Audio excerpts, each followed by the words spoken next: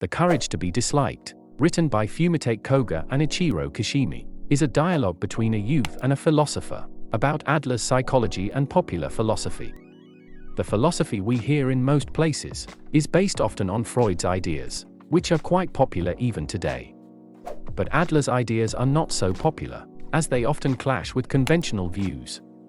This book summary will help you figure out how to deal with traumas and be free from other people's expectations. You will also learn a few things about how our emotions work and how much power they have over us if we don't have courage. Alrighty, so without further ado, let's dive right in.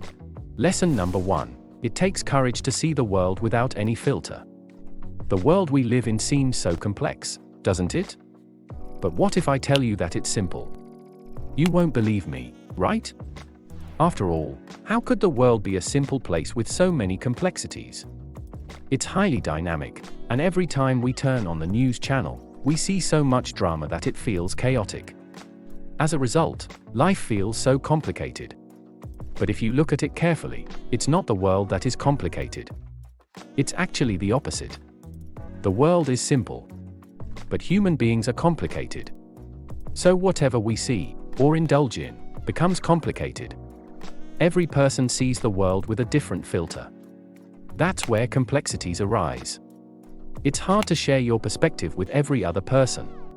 Many contradictions exist between what we see and what the other people see. The surprising thing is that reality gets distorted when we look through filters. These filters are born due to our previous experiences and future expectations. We hardly look at reality without biases. But don't worry, there is still hope. We all can change for good, don't we? Unfortunately, it requires a great deal of courage. One has to let go of pre-existing beliefs to see the reality as it is.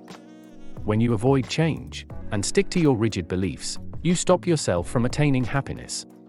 You have two choices. Either you can keep complaining about how twisted the reality is, or you can simply let go of your expectations and accept the truth. The former introduces complications into your life, while the latter helps you eliminate them. Note the word courage here. We all know its meaning. But do we practice it in real life? Are we ready to let go of all those things that are stopping us from achieving true freedom and happiness? The book shares many ideas from Greek philosophy and Adlerian psychology that helps us tackle these issues. Keep watching this video to learn more. Lesson number 2. Change is simple when you break free from the cycle of cause and effect. Before we discuss happiness, let's try to understand why we become sad and worried in the first place. Almost all of us are controlled by our pasts. We all hold some kind of bad memories that haunt us even today. Maybe you had a bad relationship with your parents. Perhaps you were bullied at school.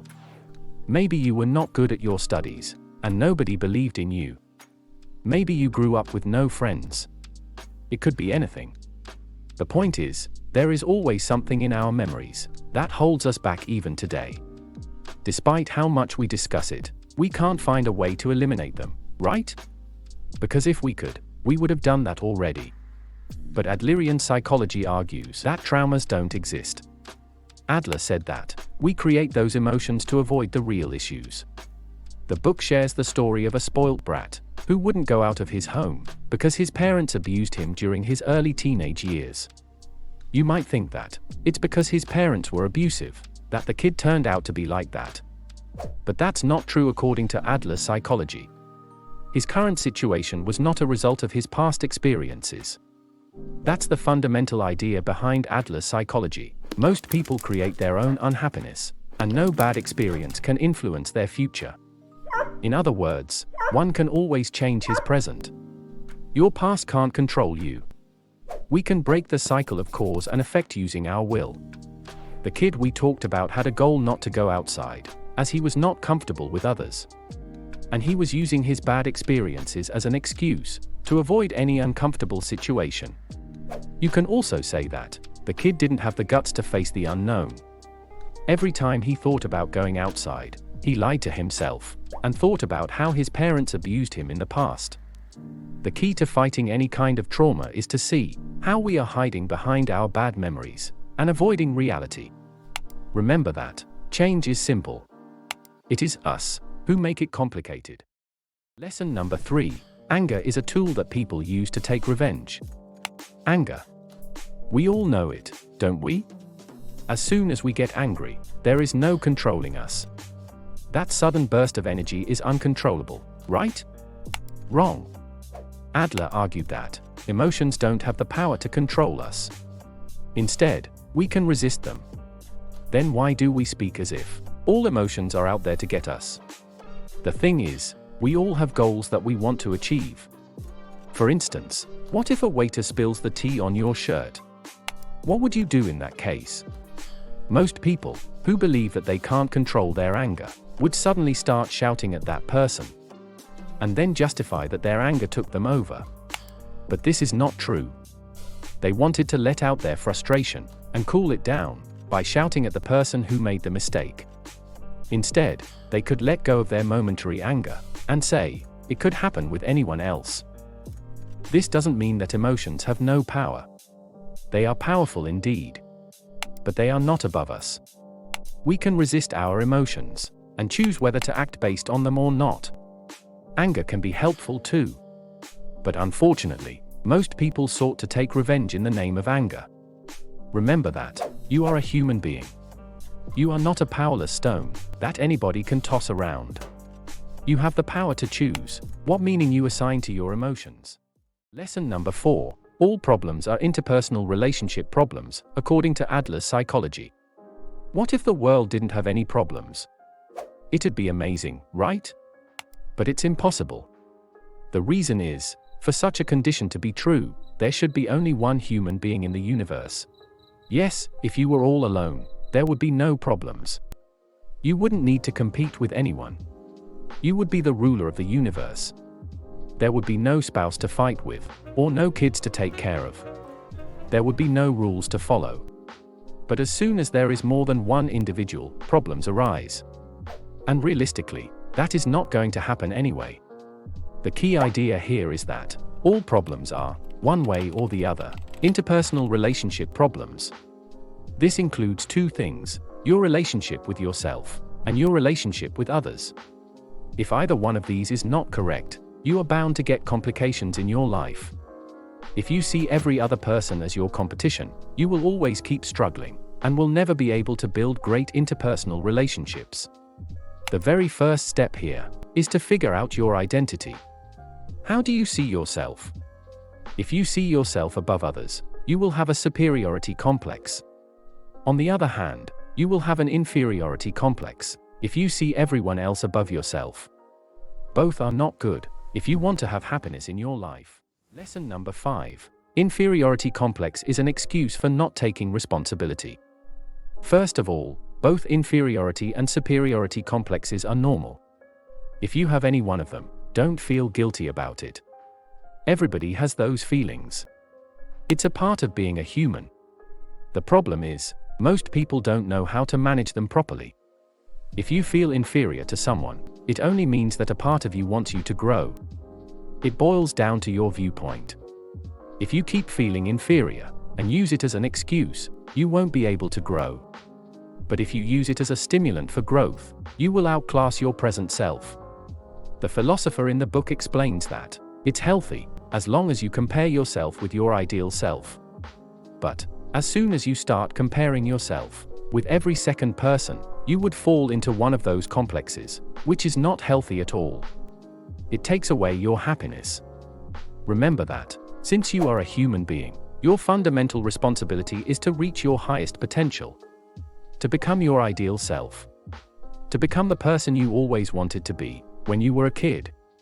But when you fall into the comparison trap, you waste your energy satisfying other people's expectations, and mold yourself according to other people's worldviews. Ever thought about why most people do the latter? That's because it requires a lot of courage to become your ideal self. You have to overcome a lot of hurdles along the way. On the flip side, it's easy to feel superior by calling a person inferior, and competing for irrelevant milestones unrelated to your ideal self. Lesson number 6. See people as your comrades, not your enemies.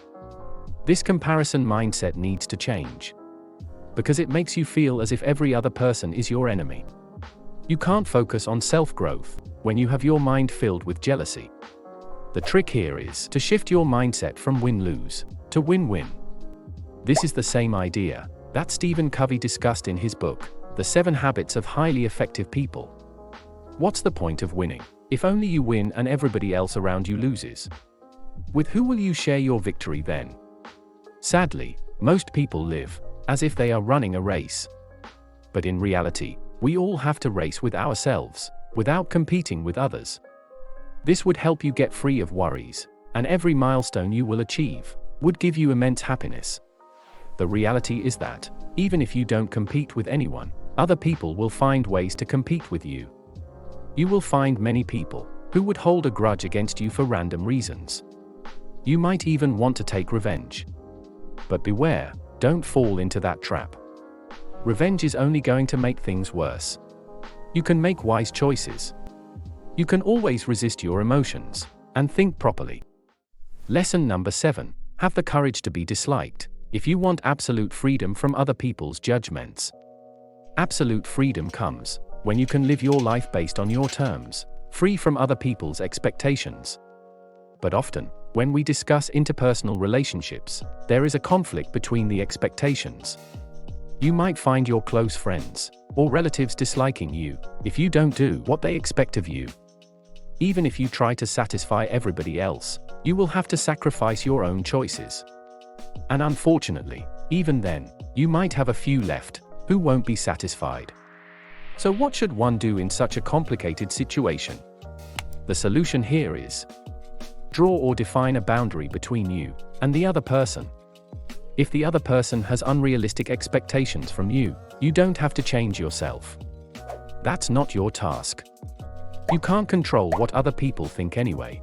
Does this mean you don't have to care what other people think and become selfish? Not at all. It's the other way round.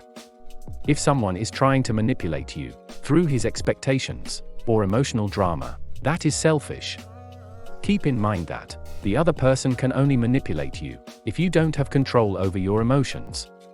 In that case, you need the courage to be disliked and not be manipulated by your emotions. On the surface, this might look like a scary recipe to push people away from you. But it's not. Good relationships don't bind people through emotional dramas or conflicts. Instead, they liberate you.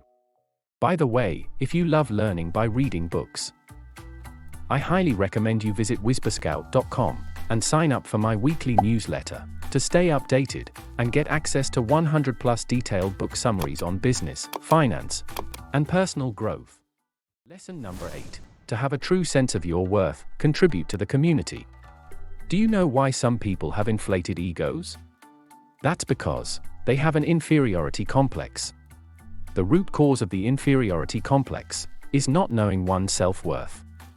When you don't know your true worth, you constantly fear that other people might outshine you, or grab more opportunities than you. Or sometimes, people have inflated egos because they think they are more deserving than others. Both are not true. Nobody is superior. And nobody is inferior. In fact, such a complex is dangerous. Adler says that we all are a part of the larger community. The exciting part is that he doesn't just talk about communities formed around common interests or regions. He goes broader than that. Adler believes that there is one more extensive community of human beings, where no person is the center. This philosophy goes against selfish people who think they are superior. Does this mean that nobody has any worth? It's the opposite actually. Adler means that every human being has equal worth. Every person can contribute to this larger global community in some way. You can't give something from nothing, right? So when you give or contribute anything to the community, you feel a sense of worth. That worth doesn't inflate your ego. Instead, it highlights your true nature. It gives you freedom and happiness. Lesson number 9. You can be of worth by simply being with others. When we think about worth, the first thing that comes to our minds is money. But a person's real worth is not always calculated by how much money he has. What if a person is financially poor and can't help anybody? Will he still have worth? Yes, definitely. As we discussed, a person's worth can be due to many reasons. For instance, older adults who can't provide anything also have worth, as they can provide emotional support or knowledge to the young ones. Their presence itself has a worth that they can provide to the other person. Judging a person only on the basis of money is a limited way of seeing life. Remember that life is more significant than money. Now you tell me, what is your biggest takeaway from this book summary? Leave a comment below and let me know your thoughts. I highly recommend you purchase this book and read at least once. Link is in the description below. Thanks for watching.